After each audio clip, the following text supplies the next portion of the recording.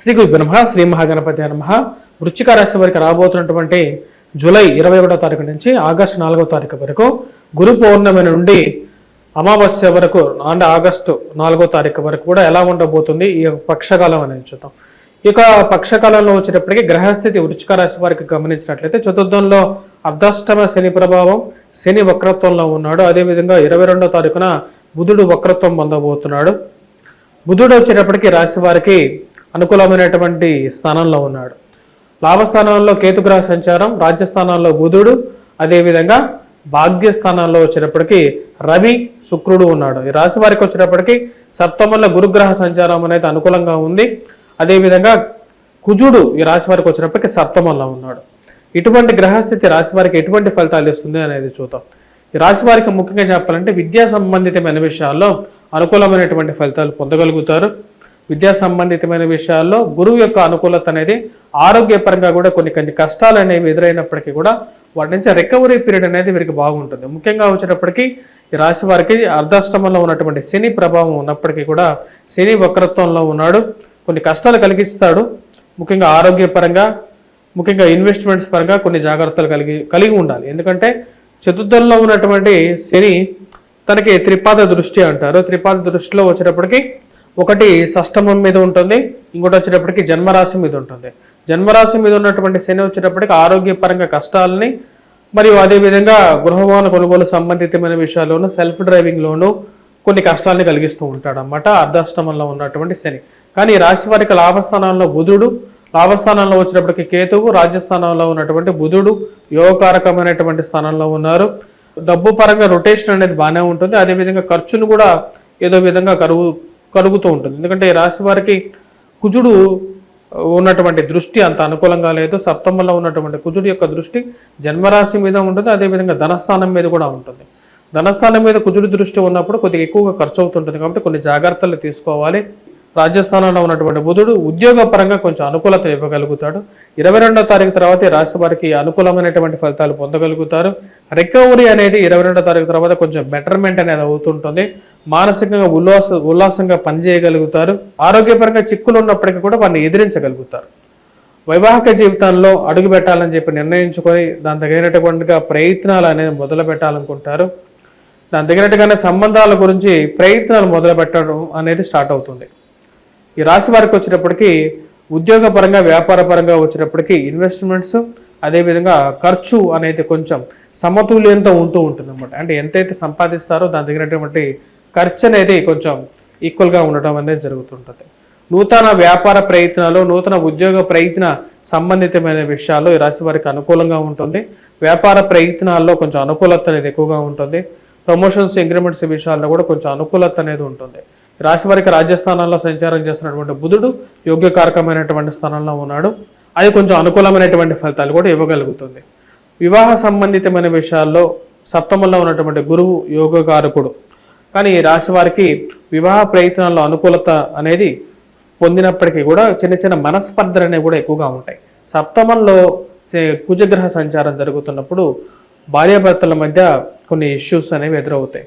ప్రయాణ సంబంధితమైన విషయాల్లో కొన్ని జాగ్రత్తలు తీసుకొని ప్రయాణం చేయడానికి ఎక్కువగా ప్రయత్నం చేయాలి రాశివారు. అప్పుడు వీరికి అనుకూలమైనటువంటి ఫలితాలు పొందడం అనేది జరుగుతుంది. విదేశాన ప్రయత్న సంబంధితమైన విషయాల్లో ఈ నెల కన్నా రాబోతున్నటువంటి నెలలో వీరికి కొంచెం అనుకూలమైనటువంటి ఫలితాలు ఎక్కువగా పొందగలుగుతారు. ఉద్యోగ ప్రయత్న సంబంధితమైన విషయాల్లో అవకాశాలు అనేది 22వ తారీఖు తర్వాత వీరికి రావడానికి జరుగుతుంది. మరి అదేవిధంగా ఈ రాశి వారికి వచ్చేటప్పటికీ ముఖ్యంగా మనం గమనించినట్లయితే విద్యార్థులకు ఎలా ఉంది అనేది చూద్దాం. ఎందుకంటే గురు పౌర్ణమి అంటేనే విద్యార్థులకి ముఖ్యమైనటువంటి పండుగగా చెప్పచ్చు. విద్యార్థులు గురు పూజ అనేది చాలా ముఖ్యంగా చేసుకోవాలి. ప్రతి విద్యార్థి తన యొక్క ఎవరైతే టీచర్స్ ఎవరైతే ఉంటారో వారిని పూజించాలి, గురువుగా పూజించాలి. ఎందుకంటే గురువు జాతకరీత్యా సరైనటువంటి స్థితిగతులు లేనప్పుడు కొంచెం ప్రతికూలమైనటువంటి ఫలితాలు కూడా ఇస్తూ ఉంటుంది. ముఖ్యంగా విద్యా సంబంధితమైన విషయాల్లో గురువు సరైనటువంటి స్థితిలో లేనప్పుడు విద్య సరిగా రాదు. అదేవిధంగా గృహం కొనుక్కోవటం కానీ, వాహనం కొనుక్కోవటం కానీ, వాహనాల్లో ఎక్కువగా తరచు యాక్సిడెంట్స్ అవ్వటం కానీ జరుగుతూ ఉంటాయి. అలా జరుగుతూ ఉన్నప్పుడు వాటికి పరిహారంగా వచ్చేటప్పటికి మనం ఇంట్లోనే నిదానంగా సింపుల్ రెమెడీస్ కూడా చేసుకోవచ్చు. వాటిలో మొదటిలో వచ్చేటప్పటికి నార్త్ ఈస్ట్ ఫేసింగ్ హౌస్లో మనం ఉండటం అండ్ ఈశాన్యం ఎక్కువగా ఉన్నటువంటి ఇంట్లో ఉన్నట్లయితే గురు మూలకంగా వచ్చేటప్పటికి ఆ శుభదృష్టి ఉంటుంది. అదేవిధంగా గురువు సరైనటువంటి స్థితిలో లేనప్పుడు వాస్తు ప్రకారంగా ఆ ఇంట్లో స్త్రీలు కానీ పురుషుల మీద కానీ చెడు ప్రభావం కూడా ఎక్కువగా ఉంటుందన్నమాట. ఆ ప్రభావాన్ని తగ్గించుకోవాలి. ముఖ్యంగా ఆ ప్రభావం తగ్గించుకోవాలంటే గురువు బలం అనేది ఆ ఇంటికి ఎక్కువగా ఉండాలి. ఆ ఇంట్లో ఉన్న స్త్రీలకి తొందరగా వివాహాలు జరగటం, ఆ పురుషులకి ఎవరికైనా స్త్రీలకి కానీ వివాహాలు జరగటం, ఆ ఇల్లు సుఖ సంతోషాలతో ఉండటానికి ఆ ఇంట్లో ఉన్నటువంటి గురువు స్థానం అనేది చాలా ఇంపార్టెంట్ అన్నమాట.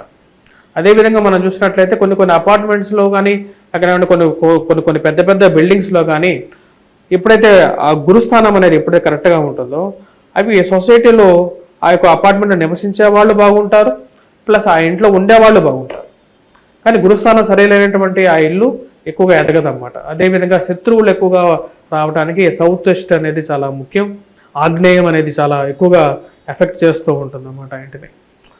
సో ఇలాంటి పరిస్థితిలో ఉన్నప్పుడు గురుమూలకంగా ఉండేటువంటి శుభదృష్టిలో ఉన్నటువంటి ఇంట్లో ఉండటం అనేది ముఖ్యమైనటువంటి సూచన. అదేవిధంగా దత్తాత్రేయ స్వామి ఆరాధన, దత్తా పారాయణం చేయటం అనేది కూడా ఒక ముఖ్యం. ఆది శంకరాచార్యుని గురువుగా స్వీకరించి అద్వైతాన్ని ఫాలో అవుతూ ఇంట్లో ప్రతినిత్యం దీపారాధన చేసుకోవటం, అదేవిధంగా మనం ఇంట్లో ఉన్నటువంటి పూజా మందిరాన్ని ప్రతినిత్యం శుభ్రం చేసుకొని ఆ ఇంట్లో పూజ చేసుకున్నట్లయితే ఇంట్లో దీపం జ్యోతి పరబ్రహ్మం అంటారన్నమాట. అంటే ఇంట్లో మన దీపం వెలుగుతూ ఉంటేనే మనసులో వికాసం అనేది పొందడం అనేది జరుగుతూ ఉంటుంది అన్నమాట. ఇంట్లో ఒక శుభదృష్టి కూడా ఉంటూ ఉంటుంది. ఈ యొక్క రాబోతున్నటువంటి గురు పౌర్ణమిని అందరూ భక్తి శ్రద్ధలతో చెప్పండి. ఇంట్లో విద్యార్థులు మరి అది ఇంట్లో ఉన్నటువంటి పిల్లలు ఎవరైతే ఉన్నారో వారికి నేర్పించండి.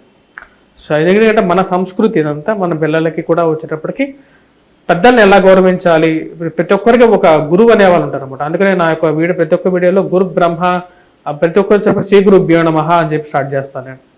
అంటే గురుబ్రహ్మ అంటే ప్రతి గురువు అనేవాడు మనకు అన్ని విద్యలకి మూల పురుషుడు కాబట్టి తల్లిదండ్రులను కూడా పూజించవచ్చు, వాళ్ళ కాళ్ళకి నమస్కారం చేయటం, అదేవిధంగా గురువుకి నమస్కారం చేయటం అనేది చాలా ముఖ్యం.